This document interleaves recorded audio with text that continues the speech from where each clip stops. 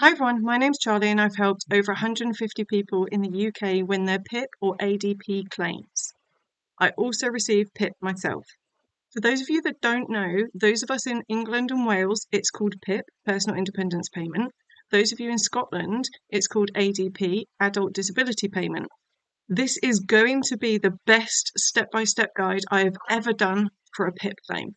And it doesn't matter where you are in the process, it is worth you watching this guide.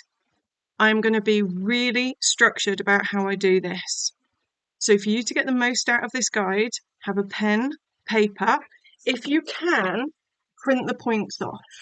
So in the description, there's a link to the website. These are the government points, not mine. There'll be a link there so you can print them off. If you don't have a printer, just get a pen and paper. And as we go through things like preparing food, you'll be able to write it down, okay? You are not going to make many notes. I'm going to help you focus on what is unique to you. That is how you win PIP.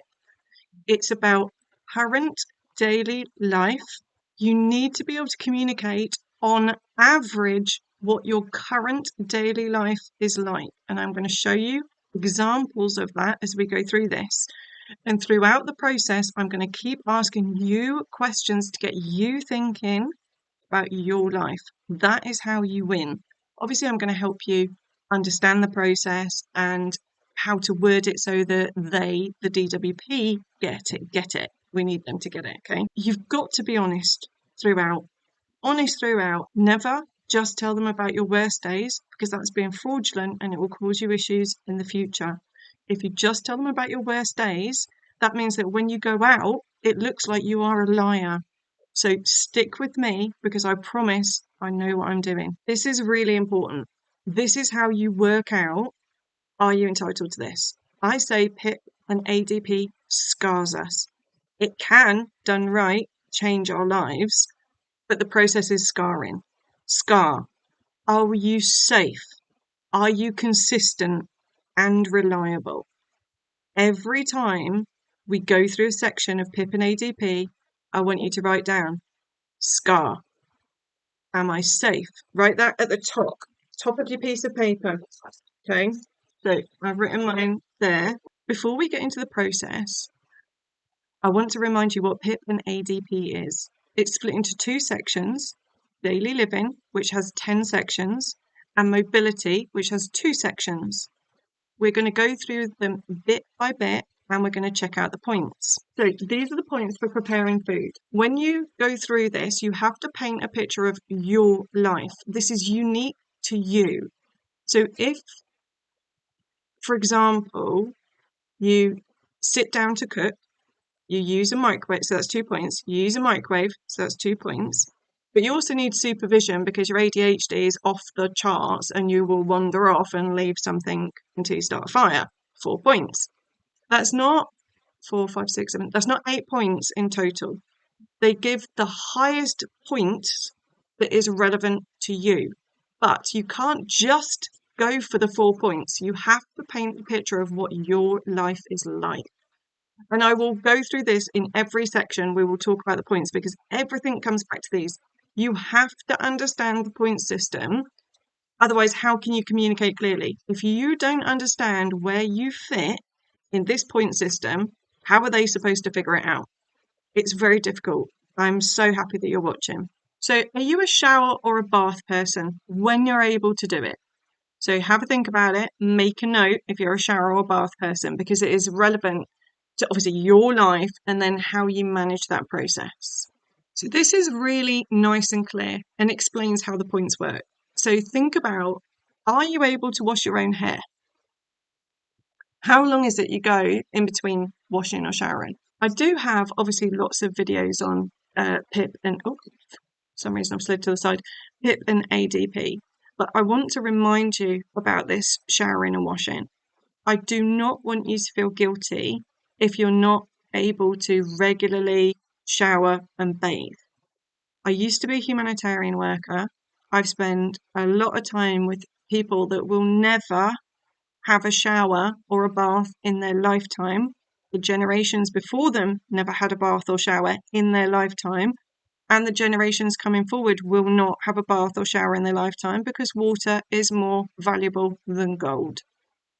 We are so privileged in the UK, and it's become part of our culture that you have to shower and bathe every day, and if you don't, you're disgusting. Bullshit. It's absolute bullshit. That is one of the few benefits of being chronically ill is I'm much more environmentally friendly now than what I was when I was able-bodied because I physically cannot have a shower or bath regularly. So currently I have a bath, and I did have one before Christmas. Treated myself. The aftermath was awful. It wasn't really worth it, but it was nice having cleaner hair. Before that, my birthday was in July. I had one in July. And I think I maybe had two between July and December, but that's it. And I don't feel guilty. I use wipes to wash when I can. I haven't actually used wipes for probably 3 days because I'm just feeling so rough. I'm really struggling.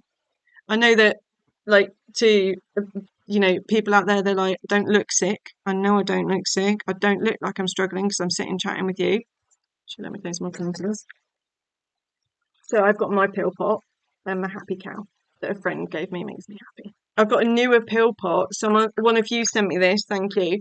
I used to be what's called an industrial engineer, where you analyse processes and you make them as efficient as possible.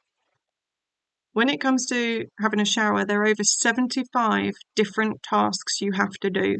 Pick up the shampoo, unpop the shampoo, squeeze the shampoo, rub shampoo, rinse. And if you burn out, if you're done and you need to go to bed, you can't just stop. You've got to keep going. And after you've had a shower and a bath, it's so dangerous. The risk of slipping. For a lot of us, if we have a fall and pop a hip, it puts our lives at risk. Okay, it is so dangerous. Trying to then dry yourself and put your clothes back on. I wear oversized clothes. Most of us wear oversized clothes, so it's easier to get on. You try putting those on when your legs are still sticky from being in a shower or bath. It is dangerous. I totally understand. If you do not feel well enough to do it, do not get guilted into it and pushed into it. Don't forget that our loved ones don't understand what it feels like for us. My mum, the amount of times where I have a bath and she's like, do you feel better? Like when I had the last bath I had, when I stood up to get out, so I've got a handle and I stood up to get out and I thought, shit, I'm going to pass out. I've got Ollie with me. So I got Ollie. I've got one hand on the handle, one hand on the dog, totally naked. Like what? It's not glamorous. Being chronically ill is so unglamorous. It's ridiculous. And I'm trying not to pass out. I didn't dare sit back down in the bath because I didn't want to have to call my mum and be naked in I was like, oh, I need to get out. I need to get out. It was awful. And then once I managed to get dressed and get out, waited until the moment passed, get dressed, get out. My mum's like, do you feel better? No, I don't fucking feel better. No, I don't feel better. I feel horrendous. It wasn't worth it. I shouldn't have done it.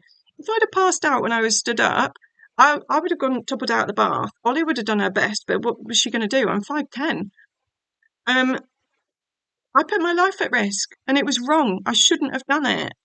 So if you are not bathing often, I promise, do not feel guilty. It's just purely our culture in this country. We'll get on to it, but that's so important. And I do think because most people that book me, like people don't book me if they've got a boo-boo.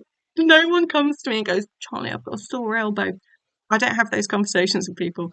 You book me when you're really sick and when you really need help. Most people I work with, claiming for PIP and ADP is a last resort. This is not something we want to do. And it helps that you've seen these videos so people don't feel as bad when they're saying, I have maybe once every 10 days, if that. I get it. You just got to be honest. Just be honest, okay? So if you're able to wash and bathe without issue, whenever you want, with no aftermath, I'm so happy for you. No points, you can move on to the next section. Let's just skip to the worst bit as well. So if you cannot wash and bathe at all and you need another person to assist you, so that this is someone that's getting full care. This is someone that can't stand on their own. This is full care. 8 points, and I'm hoping you're not in that position. So we've got the normal aid, we've got the prompting for the mental health conditions, and then we're trying to figure out the parts of the body. So is it below the waist that you need assistance, getting in or out of the shower or bath, or upper body that you need assistance? So let's go to the ADP and check out what they say in that as well. They in their ADP, they tend to do mental health first. So they're asking about someone reminding you or encouraging you. If you're in the ADHD category, you could be like trying to have, for those of you with severe ADHD, trying to have a bath like that, getting your clothes out, get in there, run the bath. You always see something shiny, like you're gone. It's a nightmare to do. Those of you with depression, be honest in how long you go without having a bath. Obviously, again, how often is someone reminding and encouraging you? Again, I do love their examples for the on average. So I tend to work it out over 7 days. I work it out with clients over 7 days. And it could be, a lot of people seem to be every 3 to 5 days. If we're not in the 3 to 5 days, we're going to the 10 days to 2 weeks. If it's not 10 days to 2 weeks, it could be months. Again, you've just got to be honest, okay? Aids that are needed: grab rails, bath seats, help from someone else. See, now this bit here where it says you need to answer this even if you don't have a bath or a shower in your home. What's really interesting is they don't show any real interest in that in the assessments. They want to know what is your life. So, but again, we can just explain it. On the form, I just want you to put what is your current life, okay? Whether you need help to get in and out the shower or the bath, you need to explain it, why, and how. So when I work with people, I have to be able to run it like a movie in my head. I have to be able to see exactly what they're holding on to. A lot of people hold on to the shower door, you're holding on to a sink, a radiator, a shelf, a handle. You've got to explain it step by step, obviously how often. That was quite interesting. You see where it says poor balance? I forget that. A lot of us are very wobbly on our feet, especially those in pain, running out of energy. We're not eating properly. So that if you're worried or you've had a fall, make sure you include that in here. This one is quite interesting. So I have a number of clients where they won't have a shower or bath unless someone is in the house. So it's not necessarily that someone's in the bathroom with them, but the door is unlocked or open so that if anything goes wrong, someone can get to them. If that is you, make sure you make a note of that, what aids you're using. Then we're talking about, can you wash your hair between your shoulders and waist? So if you're struggling with one of your arms, then you'd be in the category of struggling with your shoulders, waist, under your boobs, below your waist. I'm just going to go with you the way that I do it rather than ADP. You know that I do love the layout of the ADP, but let's just go through it my way. Right, hair. Can you do your hair? Is someone helping you with your hair? Can you do under your arms, both sides? Is someone helping you? Under your boobs, then groin. I say groin, so it's comfortable for whoever I'm talking to. Can you do groin or in between your legs is a terminology I'd use.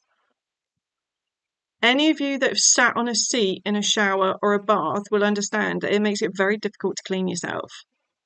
So it was to the point where if I have to sit on a seat, I'd rather not bother because, okay, my shoulders are getting water on them, but the bits that I really want to clean, they're like squished together because I'm sitting on a seat. It's not very good. Right, so in between your legs, then down your body, feet. Now, again, all I want you to do is be honest. I had in one of my assessments for me, the assessor was so focused on me cleaning my feet. Can I clean my feet? I said, no, I can't clean my feet. Who cleans your feet? And I was like, no one. Well, how do you clean your feet? And I was like, well, I don't, you know. well, how are your feet cleaned? And I'm like, where do you think my feet are going? Like, at that time, I was barely leaving my home. I was like, they go from bed socks to bed socks. I'm not sweating in bed in my bed socks. You know, my feet cold. That's why they're in bed socks. Just, you don't need to make a big hoo-ha about feet. The reality is that most of us, if we're in the shower or bath, we'll just stick our feet in the water and that'll do.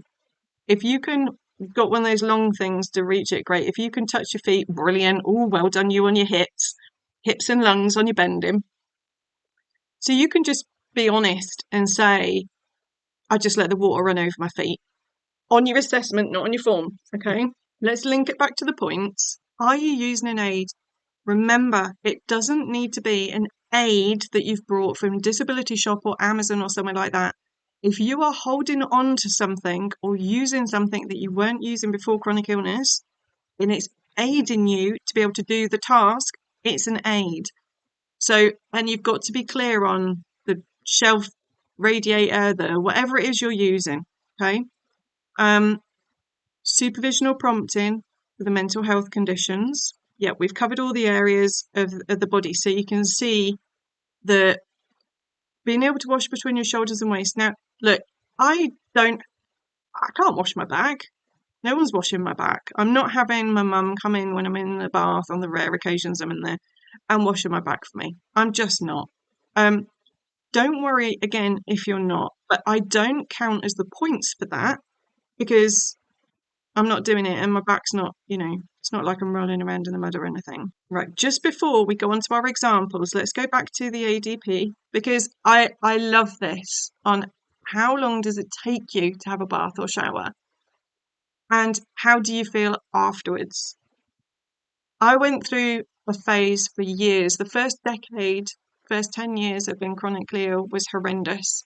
That's why I started this channel because I don't ever want anyone to suffer the way I did in that first 10 years. If I had a bath, I would be out of it for the weekend. I was still working. I was still trying to maintain a job. I wasn't trying, I was maintaining a job. But if I had a bath that whole weekend, I was absolutely out of it, in bed, asleep, couldn't do anything, couldn't function at all because of how bad it was in that trying to have a bath. So you need to be clear on that. Just be blunt, keep it short. And again, I don't want you to continue on another piece of paper. This is enough space for you to put everything in here. So let's go back to your notes. So washing and bathing. So we'll do the mental health condition first in my posh black pen, which will basically be prompting. I think in a lot of cases with the prompting, it's actually every day or every few days, but we're not doing it. You're not doing it, even if they are nagging you every day. So I'm going to explain that it's daily. So we've got that daily nagging, bath every 10 days. So it's the prompting, which is 2 points. So let's do the physical condition. So in this example, I really hope you can see this, otherwise I've wasted a lot of time. Right. Oh. So I'm saying once a week, have a bath using a handle, which is the aid, which is 2 points. But in this example, I'm saying I need help to get in and out of the bath because of lifting my left leg. Now, if you have whatever condition you've got, so for example, it's arthritis. When I say to people, which is your worst side? Oh, they're both bad. No. There's always one side that's a bit worse. Make sure you clarify it. Make sure you say which side. Okay? Now, don't forget what I said about the points at the very beginning. See, for the physical condition, it's 2 points for using an aid and 3 points for getting in and out. So how many points is that they're going to give? Is it 2 plus 3 equals 5 points? Is it the 2 points? 3 points? It's the highest number of points. So you've got to be honest. You've got to explain what your life is. So they use an aid to get in and out of the bath, and they have assistance because their left leg, for example, it could be like their knee doesn't bend, so someone's got to lift them in.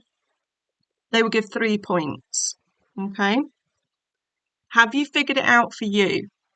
Have you got this sussed? If you are struggling, you can watch the other videos I've got. And of course, you can go into the description and you could book time with me. I'm hoping that these guides will be enough.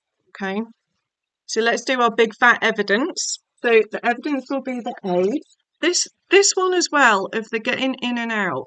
I've actually started photographing this a bit more. So say for example, codename Ugandan family. Everyone I work with gets a code name because I don't want anyone's names linked with me due to haters. And because I'm being monitored by DWP and the newspapers look at what I do and everything, right? So everyone gets a code name. Codename Ugandan family. They did an amazing picture because it took me a while to figure out how they got out of the bath. Because what they were doing was, actually, I'm not going to go into detail. You have to be able to explain it. Okay, it's really important. So I'm actually going to put the evidence on the getting in and out if you're holding on to something, or someone's assisting you. Now, most of the photos for evidence, you don't need to be in it, but if you can, that's great. I had codename Team Sleepers, went to tribunal. He paid a lot of money to have someone help him, and they were not helpful. I was furious. When we met, I didn't understand that he'd actually already had someone, but then he found me on YouTube. We did the evidence pack that I'm showing you how to do. Make sure you watch the evidence bit at the end, and there is a separate video on it. Actually, no, make sure you watch the evidence video. I'm not going to include it in here because it's just too much. This will be too long. You've already been sat with me for forever. Like, going through PIP and ADP is a long-term journey. Like, people that I work with, we're together for years. Like, I want you to fly the nest. I want you to have enough knowledge and be empowered to do this yourself. But quite often I'll work with people and then they'll just come back because it's a comfort blanket knowing that someone actually gets it, and to make sure you do it right. I get it. So I am going to put that, sorry, that was a long way round. I think my pain meds have kicked in, so I've just got very, very chatty. So I am going to put the evidence for that bit as well, so you can take photos showing what you get out. But if someone is helping you, it is more difficult. You don't need to have that photo of someone linking arms with you. You don't need 3 people to take the photo. Okay. Have you figured it out for you? Are you there? Hope so. Right, let's go through the checklist for this section. We're going to do the mental health condition first. So how often do you do this on average? Let's check our notes. I tend to have a bath about every 10 days. Why are you only able to do it that often? Refer to condition and symptoms. Because of my depression, I find it very hard to get motivated. I don't see the point in washing. Number 3, what help do you have? So if it's prompting aids, etc. My mum nags me every day trying to get me to have a bath, but I just can't. I just find it overwhelming. Check the points and make sure we've covered everything. So with regards to mental health, there's no physical conditions in this example that we're doing. So they don't tick any of the boxes. Is that a hair on the screen? No, it's a hair on the document. A Matilda hair, that is, sorry. She's tucked up in bed at the moment, Matilda, bless her. Right. How do you feel afterwards? Again, I said with PIP that I wouldn't put it in the form, but I'll give you an example. I do feel better after I've had a bath, but I still don't feel able to do it any more often. Number 6, the important one, is there anything we can do for evidence? The prompting we can't. Like I've said before, it's no point in putting a statement from your loved one, your mum or friends or anything, because it wouldn't hold up in a court of law and they just won't take it into account. So there's no evidence. So with regards to the mental health, this one is complete. So let's go to the physical condition. Let's go back to the checklist.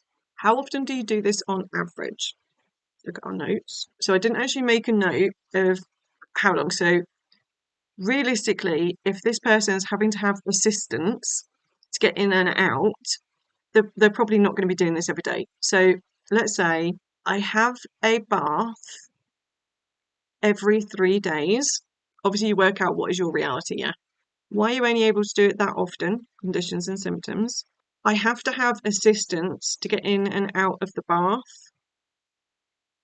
I don't like being a burden, so I don't ask to bath more often, and I can't do it myself.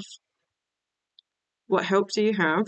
I have a handle that I hold as I'm trying to get into the bath, and then my husband has to lift my left leg over the edge of the bath so that I can get into it. Check the points. So we know, because these are my notes, we know I've covered everything. But when you're going through it, just check them again, just in case you've missed something.